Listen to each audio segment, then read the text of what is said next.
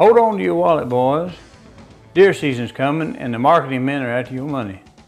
They're here to try to convince you that a grunt this year is somehow going to work better than the grunt they sold you last year or the year before that or year before that. Or that a rattling machine they got this year is going to somehow make a sound that's better than the one the year before that or last year's model, and so on and so on. And that's based upon the premise that rattling will bring the deer in instead of running them away. Well, today we're going to talk a little on the video on my opinion on salt. Now, the last video we did was on smoking fish and brining a deer steak. And I mentioned kind of in a sidebar that it's a good time to do your bow conditioning if you haven't started already, and to put out salt if you haven't already. Well, a couple of years ago I ran across a new product where somebody apparently had a kind of what I think is called a dirty salt deposit. You know, one that's got some other minerals, some other naturally occurring things in it where it's not pure enough salt sort of for table use. It doesn't mean necessarily it's poisonous or anything, just, you know, it's just not clean enough for table use. So to use it for something, it got turned into a sports product. And it got a premium price attached to it. And there's only one problem with that. Like for me personally, I'm not convinced that all natural somehow translates to better, because think about it. Poison ivy is all natural, but I don't want it in my shorts. Arsenic and lead are all natural, but I don't want them in my drinking water. Sulfates are all natural, I guess. They occur in some waters, and we use them in some things, but I really don't want them in my wine if I can help it. They tend to give me a headache. Or maybe that's just the wine, I don't know. But at any rate, this is what I use, just a common $5 cattle block. You use them with the goats, you buy them for the cattle. They have a known quantity of minerals in it. And this just, you know, for one thing, they're cheaper, they're commonly available, and I think they work just as well. I'm going to take you around this side and show you a few things. And then we're going to slip into some cell phone video. Now, this is cell phone video. You're not going to get a full screen because those who are watching this, it's produced in HD. And there's also a more grainy version available as YouTube steps it down. Okay, there's a label on it. It tells you have your certain minerals in it, your copper, your cobalt, you know, yada, yada, yada, magnesium. The reason I use these as opposed to the white is not because I'm super convinced that the deer that are eating my leaves and things naturally aren't getting enough minerals because they're drinking water left in rocks in the creek and what all. But because it's nice and brown, and white salt blocks show up a little bit better. They show up like a big white hunk of snow in the middle of a brown forest, so I do use it for that purpose. Now, oh, isn't my little Christmas bear cute? Christmas bear, Christmas bear. Anyway, take that off, and you see how that sort of looks like a rock? Well, you know, when I'm out there, I convert it with a whacker. So I get over my salt hole, and I just chisel off the corners, start whacking on the corners, and they fall off in big chunks. And I have the control to leave as big chunks and little chunks. And I break up some little stuff so it can start dissolving into the dirt in case some unauthorized trespassing individual tries to get up there and make off with my salt. But what happens is that salt dissolves and it mixes in with the dirt. And then I have a naturally occurring soil that is heavily salted, and the deer will eat the dirt and they'll be very happy and they'll thank me forever. But what really happens is they come out here and it's like a big giant sugar cube. They lick the salt just like cattle do.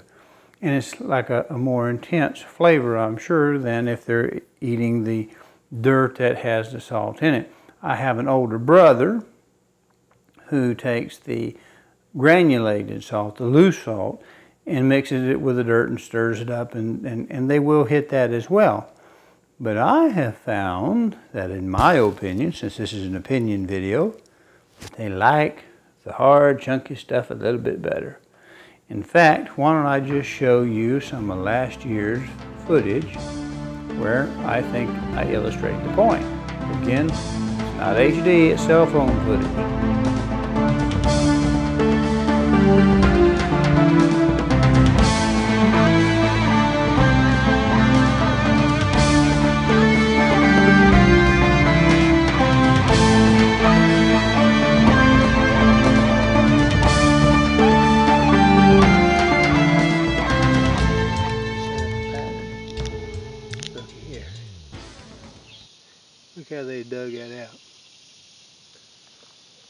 I put a brush axe down here for relative size. Now that is 1 year.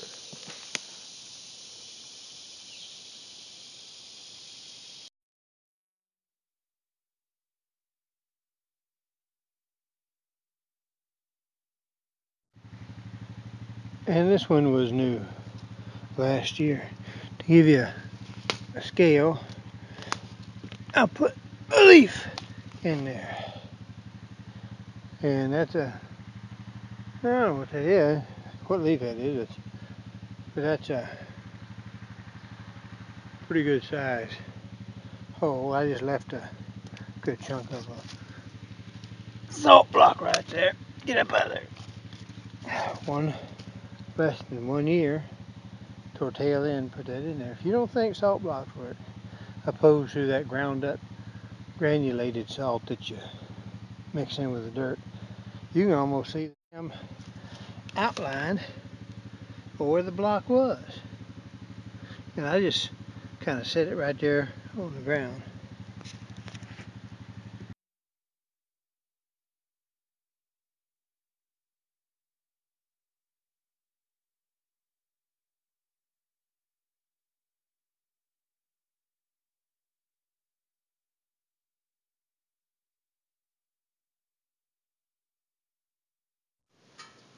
To get a concept just how big my salt hole has gotten after all these years, I've laid the brush axe in it. And just keep on gnawing. Tell me, does it look like I have any activity in my mud hole?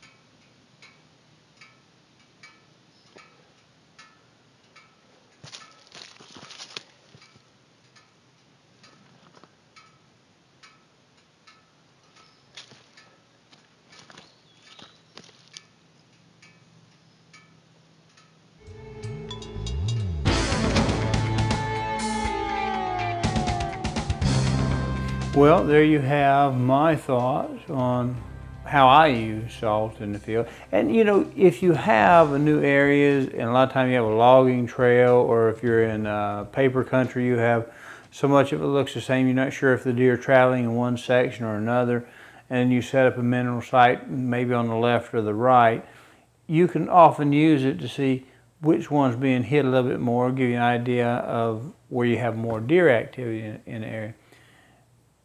I found some areas looked like I had a lot of traffic in it, looked like the trails were being used, and I found out I didn't get much activity in one hole, and on the other side I did, so it kind of gave me an idea where I needed to concentrate in.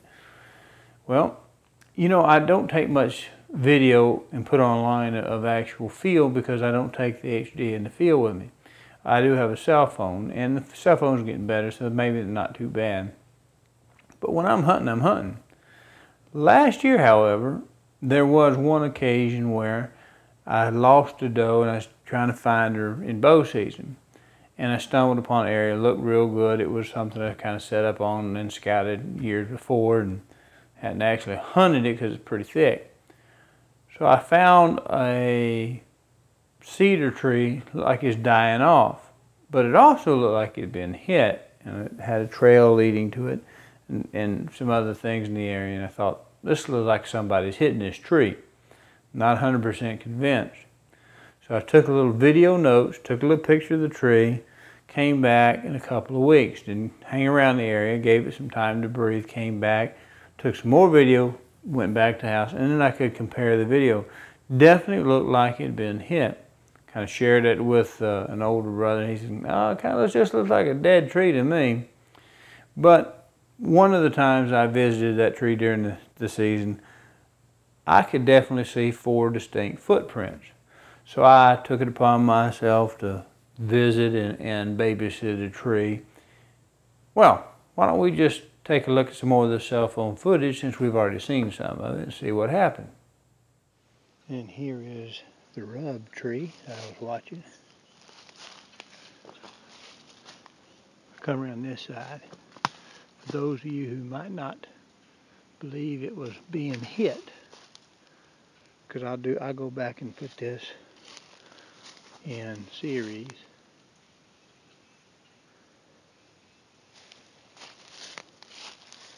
I believe this tree was being hit, being rubbed. Because if I step to the side, I don't know if the camera will show it for the sunlight, but there's a path right up through here. So we come right here and we can see that right there? Maybe I got too much sunlight on it. Stepping around this side. See this? It's down here, down on that side. And let's see if we find any feet print. See a little hole. Looks like feet print. But it means they're hitting it from this side. And then, like I said, we got all kinds of scratching. We get the turkey activity back in here. So, be a good place to set up, I think.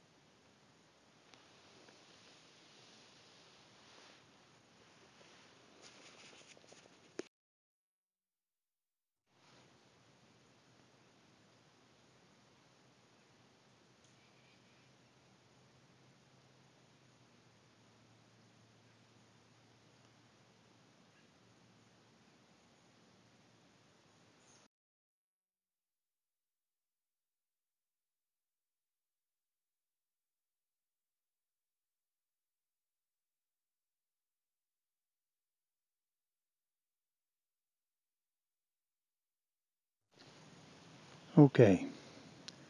Remember earlier I said looking for that doe hit in the shoulder, pretty well much in a doe traffic zone. Followed down, looking new area, and I found that tree.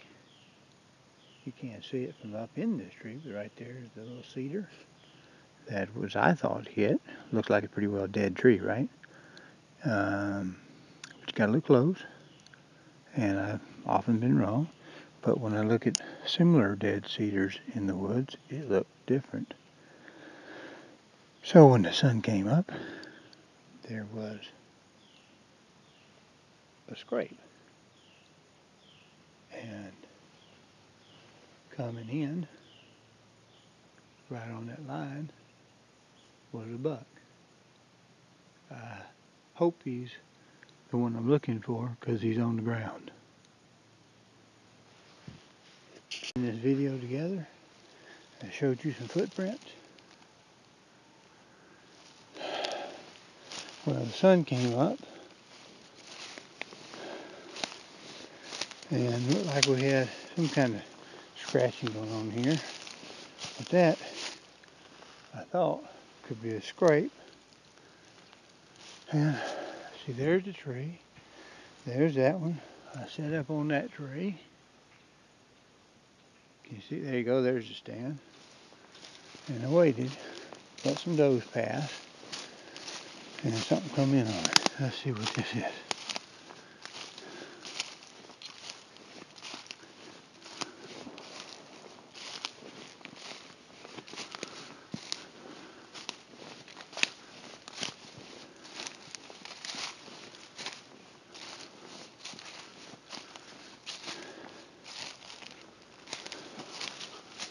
That even might be there.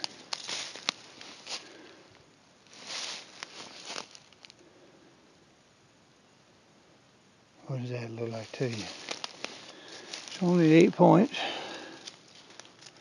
but he's a pretty boy.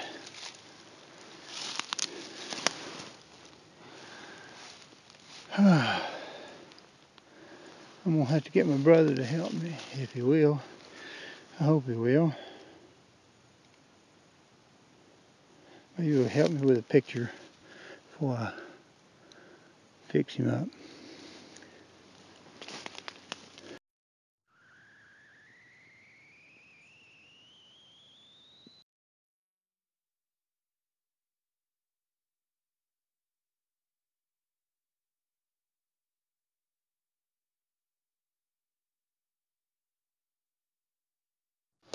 Now here, we're gonna walk right up here.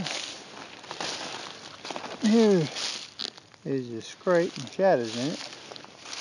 And there he is. Let me get my shadow off his head. Yeah. Brother will be coming to give me a hand here in a little bit. I'm gonna go take these hunting clothes off, because they're gonna be hot dealing with him.